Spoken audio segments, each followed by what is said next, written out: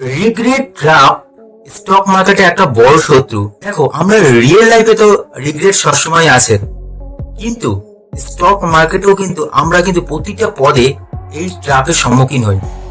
দেখো, বিষয়বস্তুটা খুব ছোট মনে হলো, যদি একটু লজিক্যালি বুঝতে পারো তাহলে দেখবে আমাদের স্টক মার্কেটের জার্নিটা অনেকটাই কিন্তু সুগম হবে। এবং এই জিনিসগুলোকে যদি আমরা সিচুয়েশন অনুযায়ী হ্যান্ডেল করতে পারি, এবং এটাই তোমার ডিফারেন্স ক্রিয়েট করবে একজন নভিস ট্রেডার এবং একজন এক্সপিরিয়েন্স ট্রেডারের মধ্যে। বিলিভ মি স্যার, আপনি যদি এই সাইকোলজিক্যাল ইস্যুস গুলোকে ক্লিয়ারলি হ্যান্ডেল করতে পারেন, ডেফিনেটলি দেখবেন যে আপনার এই মার্কেটের জার্নিটা আলাদা লেভেলে নিয়ে যাবে। তো প্লিজ ভিডিওটা পুরো দেখার চেষ্টা করবে এবং কমেন্টে অবশ্যই বলবে যে তোমরা কোন ধরনের ইস্যু ফেস করো। ওকে, আমার লাস্ট 6+ ইয়ার্স ধরে আমার মার্কেটে এক্সপিরিয়েন্স এবং আমার যে মেন্টার তাদেরও কিন্তু 20 থেকে 30 বছরের অভিজ্ঞতা থেকে বলছি যে স্ট্র্যাটেজি এগুলো তো ইম্পর্টেন্স আছেই, বাট তার থেকেও মাচ ইম্পর্টেন্ট এই সাইকোলজিক্যাল ইনগ্রেডিয়েন্টস, যেটা আমরা প্রতি মুহূর্তে কিন্তু ফেস করি। বাট ইন্টারেস্টিংলি এই সাইকোলজিক্যাল ট্র্যাপ আমরা প্রফিট এবং লস উভয়ের ক্ষেত্রে কিন্তু হয়। দেখো, ফর এক্সাম্পল তুমি একটা 500 স্টকে বাই করেছো এবং স্টকটা রীতিমতো কিন্তু উঠতে শুরু করেছে এবং তোমার টার্গেট 600, এবং স্টক কিন্তু 600 আসলো এবং তুমি কিন্তু প্রফিট বুক করলে, এবং 2-3 দিন পর স্টকটা কিন্তু পুল ব্যাক করলো, যেটা হচ্ছে quite nature of a stock. এবং এগেইন কিন্তু স্টক কিন্তু আপওয়ার্ড মুভমেন্ট শুরু হয়ে গেল, 700-750 জার্নি শুরু করলো। তখন তোমার মনে মনে একটা কোশ্চেন আছে যে মিস করলাম, স্টকটা যদি আরেকটু হোল্ড করতাম তাহলে কিন্তু আমি আরো বেশি রিটার্ন করতে পারতাম, তাই না? এই রিগ্রেটটা কিন্তু আমাদের আসে কিনা, তাই না?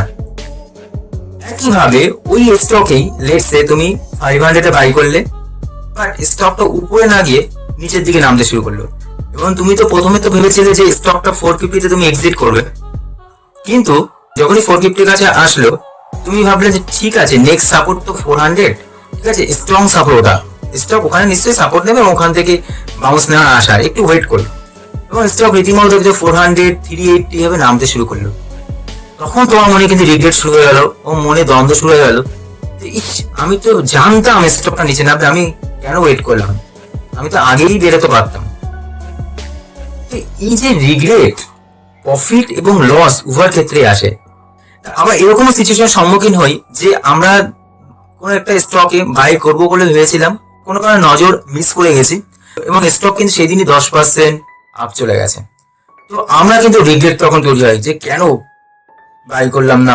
এরকম ছোট ছোট সিচুয়েশনের সম্মুখীন আজকেও হবে, আগামী দিনেও হবে, ঠিক আছে? এ থেকে কিন্তু কোনো রেহাই নেই। রিগ্রেট ট্র্যাপ থেকে আমরা কিভাবে বাঁচবো? এবার দেখো, আমি কিছু প্র্যাকটিক্যাল অ্যাকশনেবল অ্যাপ্রোচ একটু লজিক্যাল দিয়ে ভাবার চেষ্টা করবে। তার আগে বলবো প্লিজ তোমরা যদি ভিডিওটা একটু মনে হয় যে ওয়ার্থ, তাহলে একটু লাইক করো। আর আমি আগামী দিনে চেষ্টা করবো যে সাইকোলজিক্যাল রিলেটেড এবং ফান্ডা টেকনোকে কাজে লাগিয়ে কিভাবে স্টক সিলেকশন করতে হয় সেই ভিডিওগুলো তৈরি করার চেষ্টা করবো। আর কমেন্ট সেকশন অবশ্যই বলো যে তোমাদের কোন ধরনের ভিডিও চাও, ঠিক আছে? যাই হোক, come to the point, most importantly নিতে হবে সেটা হচ্ছে আমাদের উদ্দেশ্যটা ক্লিয়ার করতে হবে। আমাদের স্টক বাই করার আগে আমাদের উদ্দেশ্য ঠিক করা উচিত যে স্টকটা আমরা শর্ট টার্মের জন্য বাই করছি, না মিড টার্মের জন্য বাই করছি, না লং টার্মের জন্য বাই করছি।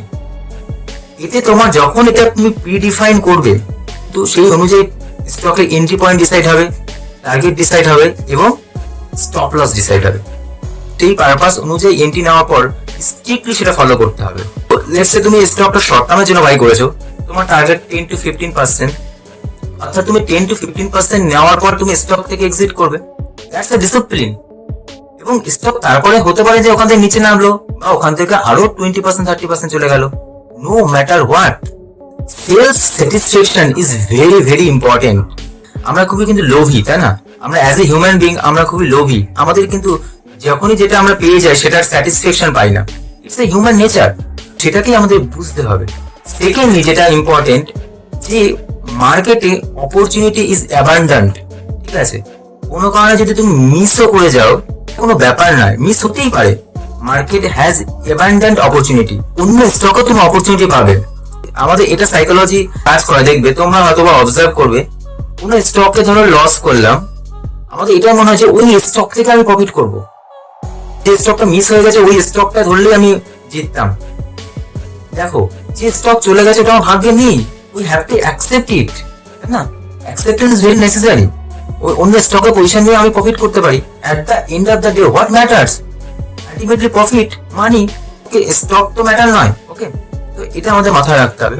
সর্বোপরি এটাও মাথায় রাখতে হবে যে আমাদের ডিসিপ্লিন ফলো করতে হবে।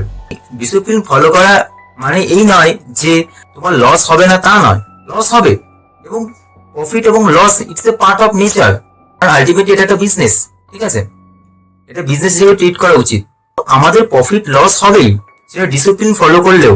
কিন্তু তুমি যদি ডিসিপ্লিন ফলো করো তাহলে কি হবে, মেন আলটিমেটলি লং রানে তুমি কিন্তু প্রফিটেবল থাকবে, এবং সেটাই কিন্তু আমাদের উদ্দেশ্য।